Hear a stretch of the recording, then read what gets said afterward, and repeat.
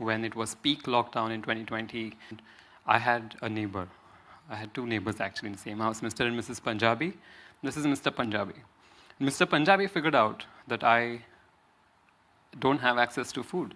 So Mrs. Punjabi used to come every day to my house with a hot plate of food. And she used to make sure that I was the person to eat the food first before even they ate.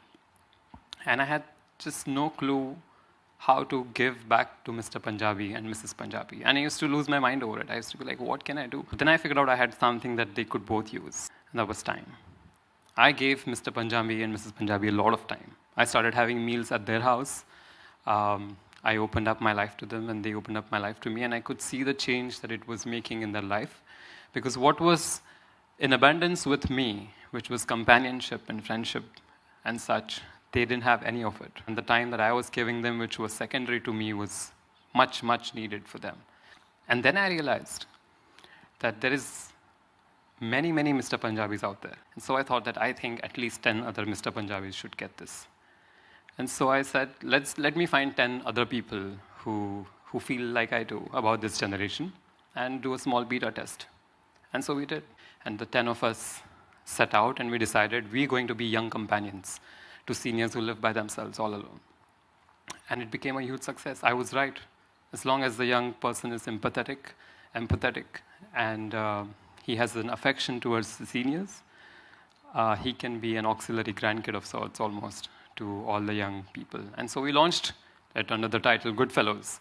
Lesson number 2, empathy without action is sympathy. It's a little bit of a reality check, but we all have empathy. And a very close friend of mine over time made me believe that everyone is a good person and everyone is empathetic. And so all of you are empathetic, just you are in different levels of touch with it. But what you do about that empathy is going to matter in the end. If you feel strongly about something or someone and you don't do anything about it, then it's just sympathy. Empathy demands action. Empathy demands action. So the next time you feel that you're being empathetic towards someone or something or a community, ask yourself, what did you do about it? This friend of mine told me and keeps telling me and keeps telling everyone in every interview, experience everyone through others' eyes. It's a very real phrase. And I tried practicing it after he kept insisting and realized that you have to do it irrespective of who that person is. If you start practicing putting yourself in other people's shoes, you will quickly realize that your understanding of what they're going through improves so much that you really start being more empathetic. And how would I have reached Goodfellows if I hadn't put myself in Mr. Punjabi's position? I kept thinking about it all the time that I was spending at home in the lockdown. I was like, what is he thinking right now? When I was not in lockdown, what was he doing all day? What was Mrs. Punjabi doing all day? Who were they speaking to? Who was there to listen to them? I put myself in that position because Mr. Tata taught me to.